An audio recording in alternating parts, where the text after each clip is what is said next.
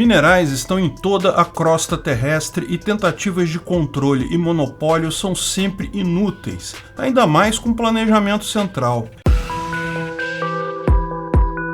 Esse é o Visão Libertária, sua fonte de informações descentralizadas e distribuídas. Terras raras é o nome dado em química à família dos lantanídeos, aqueles componentes que são geralmente colocados na parte de baixo da tabela periódica, acima dos actinídeos, que é uma outra série. Algumas vezes se inclui também o ítrio e o escântio como terras raras, num total de 17 elementos. Esses elementos têm algumas características comuns e tipicamente suas aplicações são cruciais, mas não dependem de grande quantidade do elemento. São usados apenas como aditivos e em ligas. De qualquer forma, com a evolução da engenharia dos materiais e a criação de novos estudos e tecnologias, eles têm sido cada vez mais usados. Hoje em dia, são cruciais na indústria. Por exemplo, o samário, gadolínio, neodímio, praseodímio são usados para a criação de ímãs muito potentes. Os fones de ouvido pequeno, tipo iPod, com boa qualidade acústica, só são possíveis com ímãs de samário e gadolínio. Cério, ítrio, lantânio e európio são usados para criar luminóforos, materiais fluorescentes que emitem luz por um longo período após receberem luz. Muitos marcadores de estrada e adesivos para caminhão levam esses materiais em sua fabricação. Cério, lantânio, neodímio e samário são usados também para ligas na produção de baterias de alta performance, como aquelas necessárias em carros elétricos. Sem esses materiais não seriam possíveis baterias com a carga e duração que temos hoje, por exemplo, nos carros da Tesla. E assim por diante. Esses são só alguns exemplos de usos das terras raras: cerâmicos, polímeros, catalisadores, vidros, enfim, existe uma infinidade de usos em que não se requer grande quantidade do material, mas fazem tanta diferença na tecnologia final que a falta desses elementos pode inviabilizar diversas dessas tecnologias. E, ao contrário do que o nome indica, não são elementos raros, ao contrário, são abundantes em todo o planeta. Porém, geralmente são encontrados misturados com vários outros elementos e, portanto, o custo e a dificuldade de extração limitam a exploração econômica a alguns poucos lugares em que estão em maior concentração. Os números de 2020 indicam que as principais reservas de terras raras confirmadas no mundo estão na China, com reservas de 44 milhões de toneladas. O Vietnã, com 22 milhões, vem logo em seguida. Em terceiro lugar, o Brasil, com 21 milhões. Temos ainda a Rússia com 12 milhões e complementam a lista a Índia com 6,9 milhões de toneladas, Austrália com 4,1 milhões e Estados Unidos com 1,5 milhão de toneladas. Apesar das reservas gigantescas, Vietnã, Brasil, Rússia e Índia produzem relativamente pouco. Brasil e Vietnã produzem menos de 1.000 toneladas por ano. A Rússia e Índia produzem algo em torno de 3.000 toneladas. Estados Unidos e Austrália, apesar de terem reservas relativamente menores, têm uma produção bem mais significativa. A Austrália produz 17.000 toneladas por ano e os Estados Unidos 38.000 toneladas ano. O ponto fora da curva é realmente a China, que não apenas tem as maiores reservas, como produz 140.000 toneladas todo ano, abastecendo basicamente.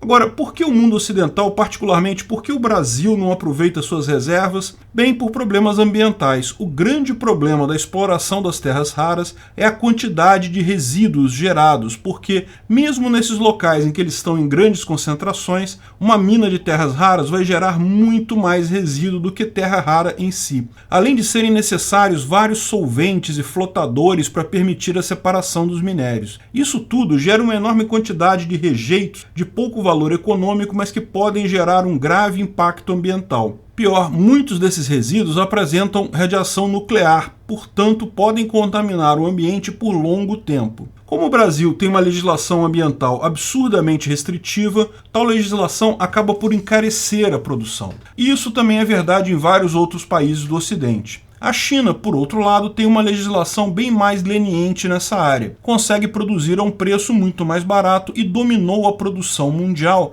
desde a virada do milênio. Antes da China começar a produzir tanto assim, haviam até minas em outros países, porém, elas não conseguem competir com a China em preço. Como resultado, a China obteve praticamente o monopólio mundial da produção de terras raras entre o ano 2000 e 2012. Por muito tempo foi a única produtora significativa, mas ainda hoje é a maior. A China controla 54% da mineração, 85% das áreas de refino, é o país com o maior número de patentes na área, enfim, domina totalmente a produção. Além de suas vantagens naturais e da inexistência de legislação ambiental, existem indícios de que a China faz dumping nessa área, ou seja, o governo subsidiava as exportações de terras raras para baixar os preços artificialmente para matar a concorrência no resto do mundo. De fato, entre os anos 2000 e 2012, a China era virtualmente a única produtora, devido ao preço muito abaixo do possível em outros países. Lógico, o objetivo da China com isso era ter uma arma geopolítica. Em caso de ameaça de algum país, ela poderia retaliar parando de vender as terras raras, tão importante para a indústria hoje em dia. O plano era um bom plano. De fato, o mundo depende da China para terras raras. Mas como em toda ditadura autoritária, burocrática e com decisão centralizada, as decisões erradas são abundantes. Em 2010, houve um incidente nas ilhas Senkaku, uma ilha desabitada que é disputada pela China e pelo Japão. Um barco militar chinês bateu em um barco da guarda costeira japonesa. Os japoneses consideraram os chineses culpados pelo acidente e prenderam o comandante da embarcação chinesa. Isso, lógico, gerou um conflito internacional. A China imediatamente jogou a carta terras raras e proibiu a exportação por 2 meses de terras raras para o Japão. Isso prejudicou muito a indústria japonesa. Muitas indústrias tiveram que interromper a produção devido à falta desses elementos. O fato é que o incidente serviu como um aviso ao mundo ocidental do poder de barganha da China. A China claramente queimou um cartucho com um incidente menor. A partir desse momento, Austrália e Estados Unidos retomaram a produção de terras raras, mesmo com viabilidade econômica questionável, justamente para evitar problemas similares no futuro. Mas foram além disso, os países entraram na Organização Mundial do Comércio, alegando prática predatória da China na proibição de exportação de terras raras. A China perdeu este caso na OMC, e como a China precisa estar na OMC devido ao fato de ser uma grande exportadora, teve que recuar do boicote e teria dificuldades de implementar novamente um boicote por motivos políticos. Bem, mas é lógico, o governo não ficou parado. A solução dada pelo governo chinês veio agora recentemente no dia 23 de dezembro de 2021. Existiam várias empresas de mineração privada na China que exploravam as reservas de terras raras. No dia 23 de dezembro agora, o governo chinês resolveu regulamentar esse mercado e unificou as 3 maiores empresas, mais uma dúzia de mineradoras menores, em uma única empresa chamada China Rare Earth Group, na cidade de Guangzhou, próximo dos principais áreas produtoras. Essa empresa, embora seja uma empresa privada, foi forçada a aceitar o órgão de regulamentação de minerais da China como maior sócio, com 31% das ações. Portanto, o governo não apenas tem acesso a todas as informações dessa empresa, como tem um grande poder de decisão ali. A ideia do governo é que agora não será o governo chinês bloqueando a exportação, mas uma empresa chinesa que não quer vender para o país. A China pretende, assim, contornar a limitação da OMC. Porém, existem alguns problemas nessa estratégia da China. Primeiro que, como indicado, em 2012, a Austrália e Estados Unidos começaram a produção de terras raras. E embora ainda seja uma fração da necessidade dos países ocidentais, existe um enorme projeto no Texas que está em fase inicial de implementação e pode suprir 100% das necessidades americanas por mais de 100 anos. Outras iniciativas nos Estados Unidos e na Austrália também vêm trazendo alternativas nessa área. Assim, um eventual aumento abusivo de preços ou mesmo bloqueio de exportações da China não será algo tão crítico assim. Mas o problema da China vai além disso. O fato de explorar tais reservas por tantos anos e sem muito cuidado ambiental está gerando uma resistência à criação de novas minas. Muitas das minas exploradas desde a virada do milênio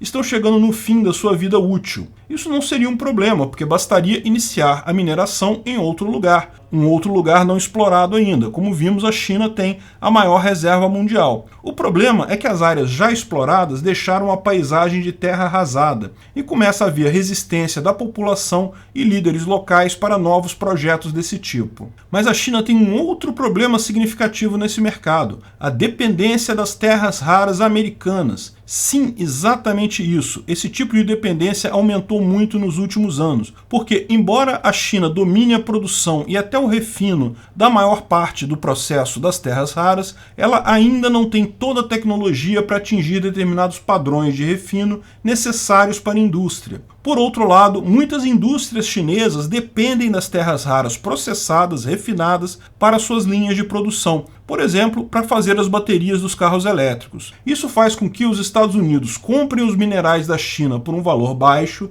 e revendam de volta para a própria China o material altamente refinado necessário para a linha de produção chinesa. Pior, isso torna a carta de banimento de metais raros inefetiva. Se a China proibir exportações, também ficará sem as importações. A China apresenta o problema de todo governo socialista. Sempre quis tratar o mercado como uma marionete, direcionando tudo, controlando tudo. Não é assim que o mercado funciona. O cálculo econômico é quem precisa ditar a alocação de recursos. Decisões centralizadas sempre tornam o mercado menos eficiente. Além disso, decisões centralizadas sempre geram erros catastróficos. Mas o pior dos erros catastróficos do governo socialista é que, ao invés dele reconhecer o erro e deixar para lá, ele acha que a única saída é corrigir isso com mais centralização sobre o mercado. O governo chinês acha que vai resolver o problema causado por seus próprios erros, agora controlando diretamente todas as empresas de mineração de terras raras de lá. Mas planejamento central nunca é a solução, exatamente porque burocratas vão cada vez errar mais sem o sistema de preços. Empresários também erram, é fato, mas o empresário que erra vai à falência e deixa de ser empresário. Um burocrata que erra joga a culpa em outra pessoa, diz que o problema é o capitalismo, o livre mercado, e acaba não apenas não sendo punido, como ganhando mais poder sobre a sociedade. Lógico, isso faz com que burocratas errem muito mais que empresários. E isso é o que vemos na tragédia da gestão das terras raras na China. Obrigado por sua audiência. Esse vídeo foi um oferecimento de armataweb.com, cloud e serviços de data center, 100% de compromisso com a satisfação e privacidade dos clientes. Aceitamos Bitcoin, veja o link na descrição do vídeo. Se você gostou desse vídeo, clique no like e compartilhe ele em suas redes sociais. Se inscreva no canal para nos ajudar, clicando no botão vermelho abaixo. Se quiser ser avisado de novos vídeos, clique no sininho ao lado. Se você quiser comprar camisas e outros itens do Visão Libertária, veja nossos itens no site Pimenta no Café, pimentanocafé.com.br/Visão Libertária, tudo junto sem acento, ou clique no link da descrição. Até a próxima!